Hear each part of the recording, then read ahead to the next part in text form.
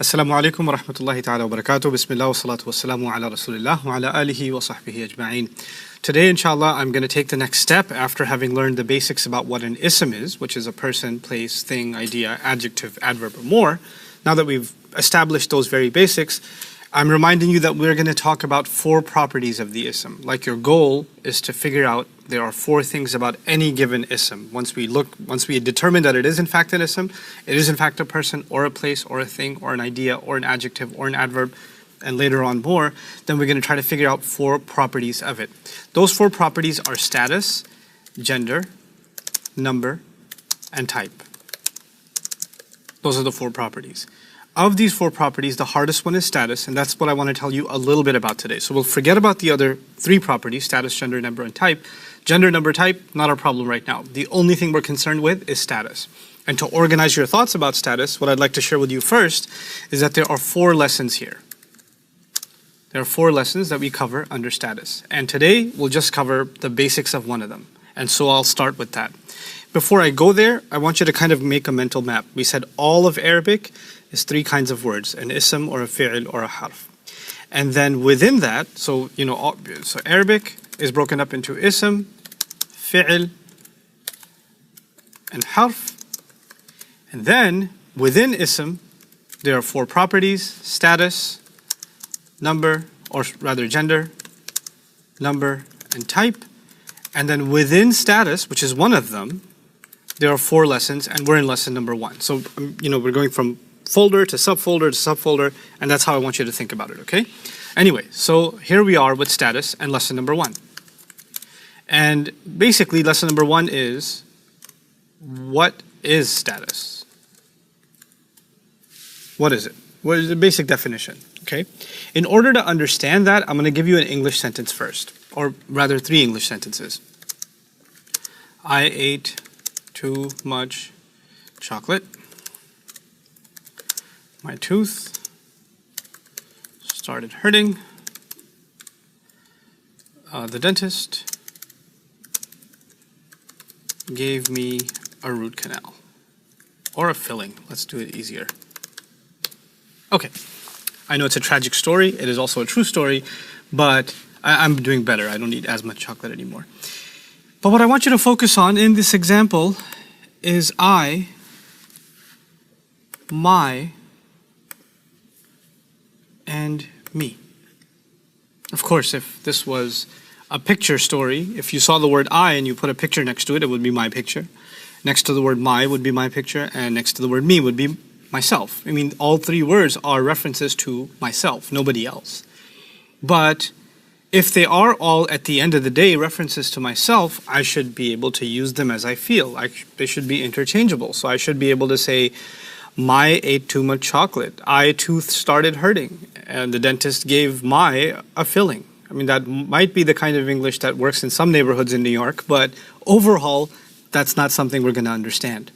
I has a place, my has a place, me has a place, even though they're all referring to myself.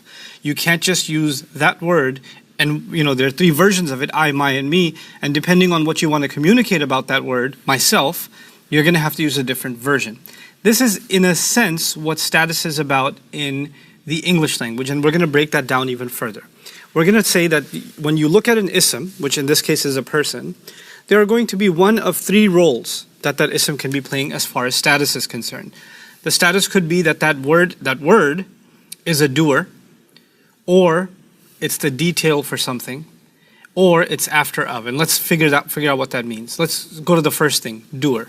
What do I mean by that? I mean, in every one of these sentences, someone or something is doing something. They're doing something. They have a particular role. And so what I want you to think about is who's doing something in the first sentence. I ate too much chocolate. Is chocolate doing something? Am I doing something? In fact, it is myself. I'm the culprit here. I'm the one doing something. I'm the eater. I'm doing the act of eating. So my status is that of a doer. That's one label, doer. I'm trying to find the doer in the second sentence. My tooth started hurting. Well, I'm no longer the doer. My is not a doer. And of course, started, I'm not even going to count because started is in the past tense, and when something has a tense, it's stuck in the past, present, or future. that's a fi'l, we're not even talking about fi'l, we're only talking about ism. So that's not even a problem. But the word tooth, if I were to ask about the word tooth, which is a thing, obviously it's an ism, is it doing something? It is in fact doing something. It is aching. It's the one that's hurting. So the word tooth is in fact my doer. Okay? And in the last case, the dentist gave me a root canal there, or a filling rather. There's the dentist, there's me, but which of them is doing something? Well, I'm on the receiving end. I'm not doing anything except maybe crying, but the dentist is the one giving me the filling. So the dentist would be my doer. Okay? This is how you identify the doer. If I were to give you another sentence and give you a couple of seconds to think about it, if I said Allah created the earth.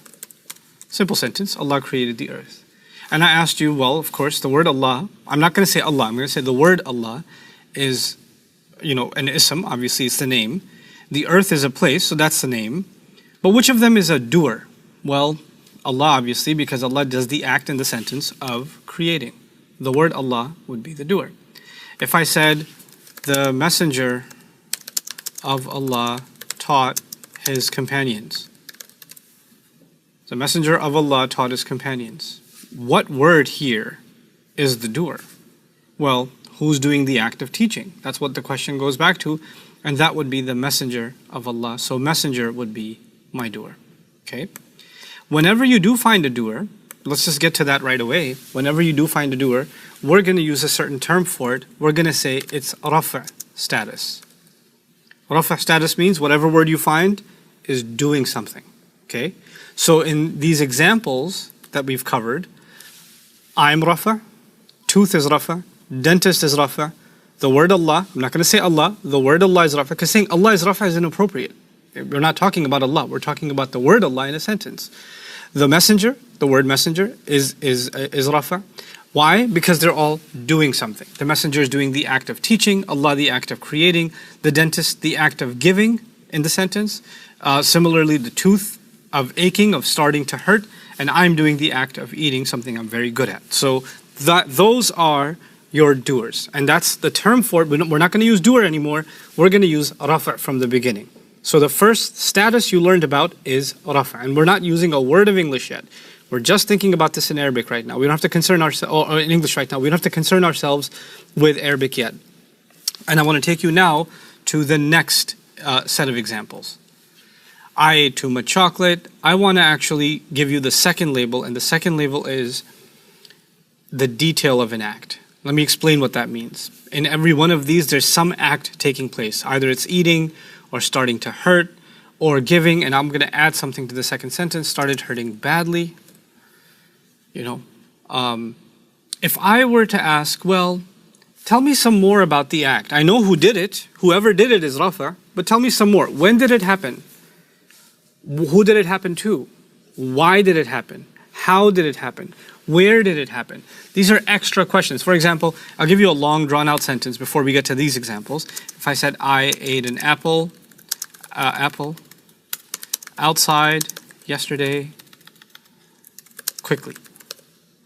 Silly sentence, but it's better than chocolate, right? So I ate an apple outside yesterday quickly.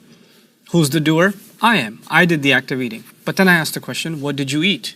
That's a detail. Give me some details. Well, I ate an apple.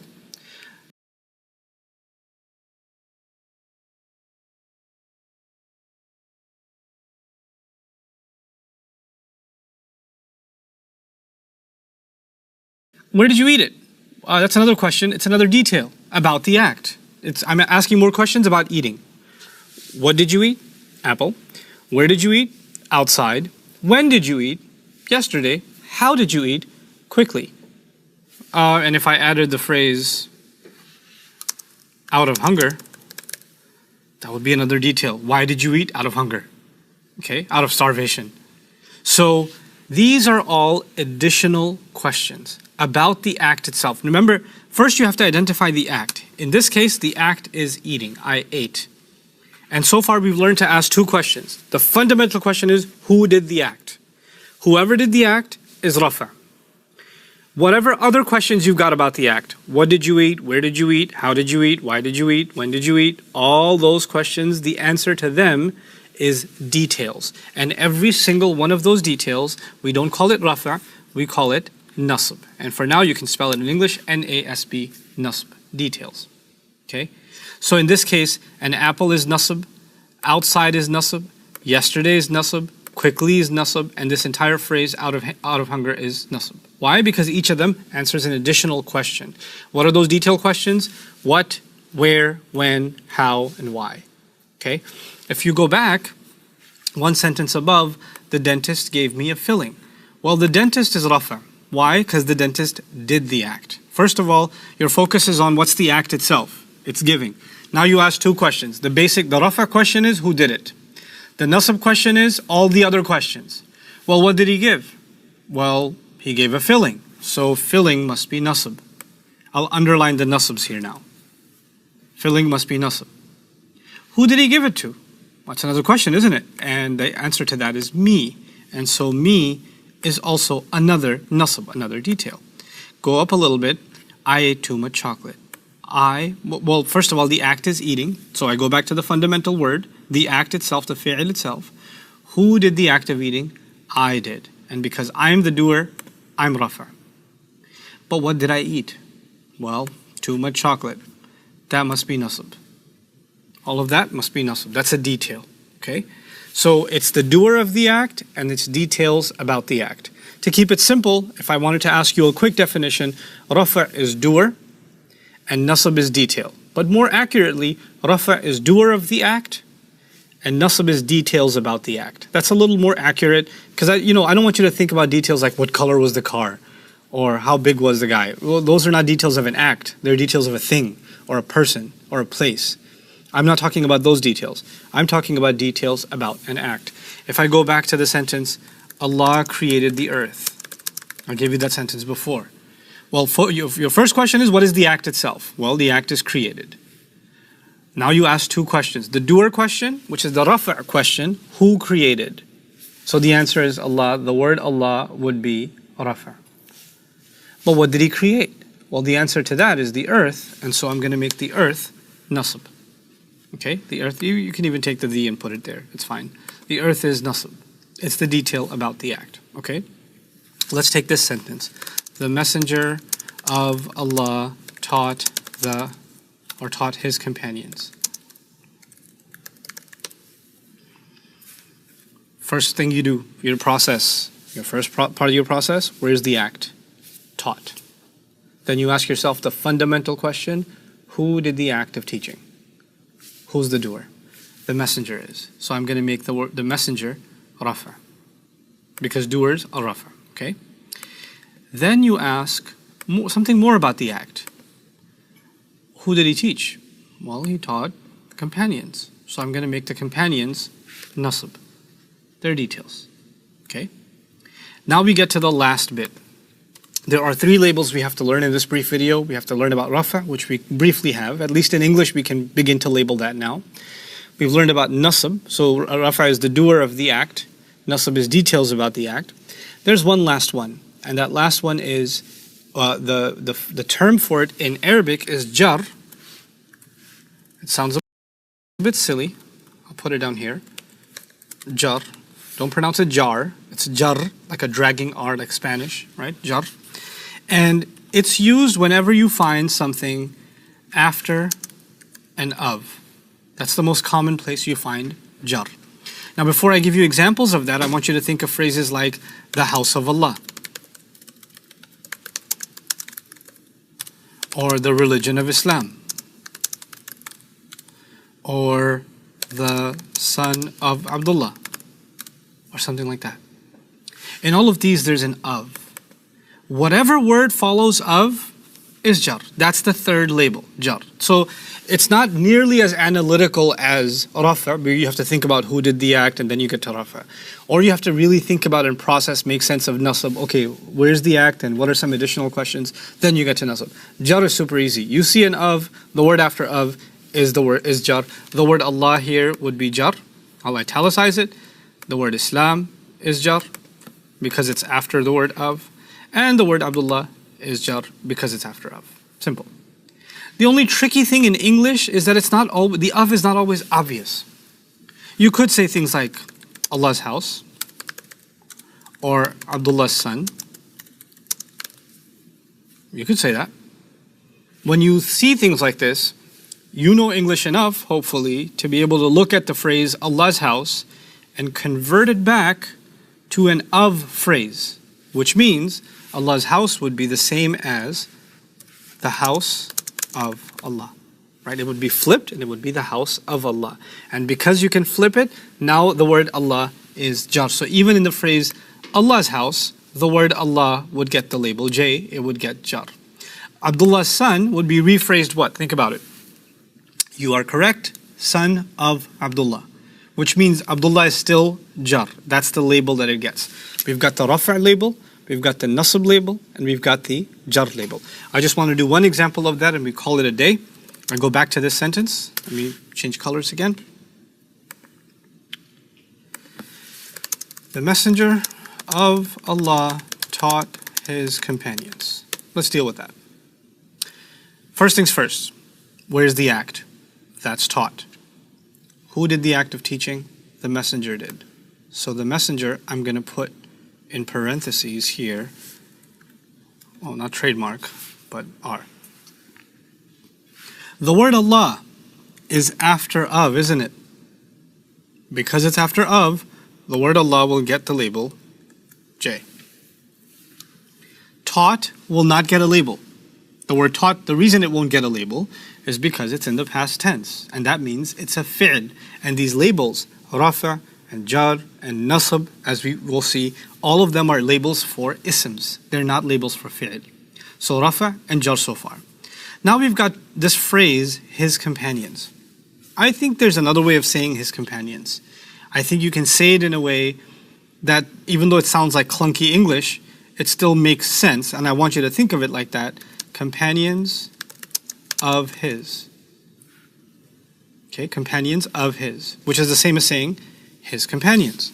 Now that I've said it like that, I would ask, what label should I put next to companions? Well, the word companion seems to answer the question, who did the messenger of Allah teach? It's a detail, and details get nasb. And his is clearly after of, which means it also gets jar. The messenger of Allah taught companions of his. A couple of these English exercises and you'll begin to see what's rafa' and what's nasb and what's jar. Before we get to the Arabic, I want you to understand the concept of it. Look, Arabic studies will become really easy, not only if you just learn Arabic and learn to label things, but you can make sense of them in English. You're bridging a gap between your knowledge of the English language and what I want you to learn about the Arabic language. May Allah make this journey easy for you every step of the way. Barakallahu li wa lakum. Assalamu alaikum wa rahmatullahi wa barakatuh.